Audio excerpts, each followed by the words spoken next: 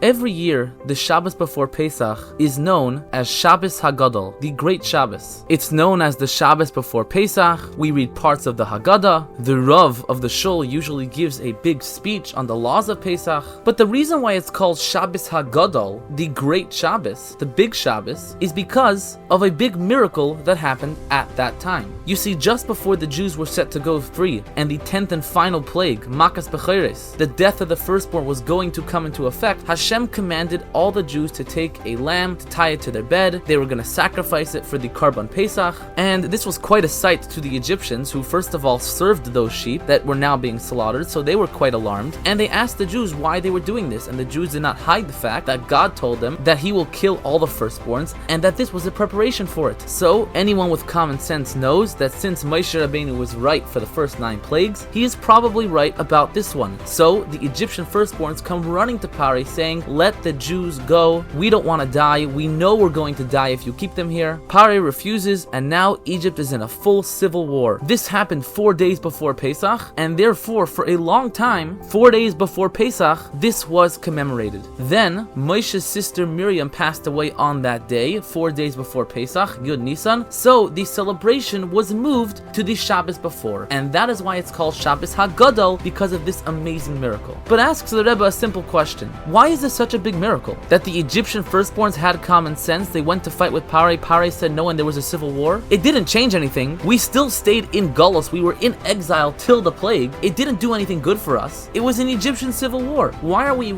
celebrating it every year, calling it Shabbos Hagadol, the great miracle, for a miracle that really wasn't so great? If anything, it wasn't even a miracle. Furthermore, if it's such a big miracle, then Moshe's sister Miriam passing away on it shouldn't have relocated it. And why was it specifically re-established the Shabbos before and not any other day? Explains the Rebbe, the beauty of this miracle lies into who Mitzrayim was. We once spoke about how in order to redeem the Jews, who are God's firstborn, you need to knock out the impure counterpart, which is the Egyptian firstborn, which, as we spoke about many weeks ago, was why Makas Becheres was on Hashem's agenda from the very beginning. Because in order to beat the bad, you gotta beat it at its core. And if our core is being Hashem's firstborn, then our counterpart would be knocking out the evil firstborn, the Egyptian firstborn.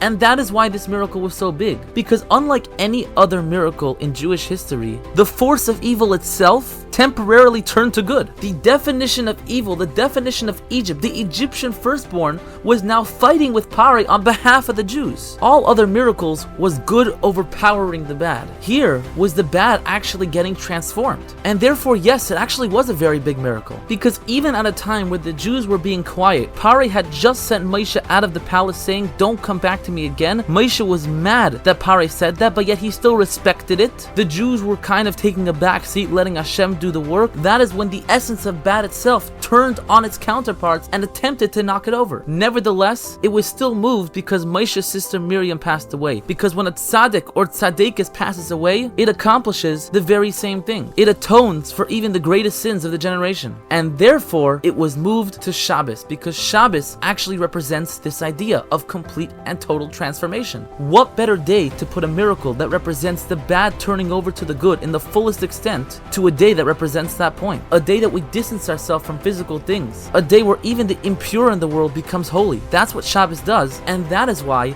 this miracle, which is a miracle, is celebrated and commemorated every Shabbos before Pesach.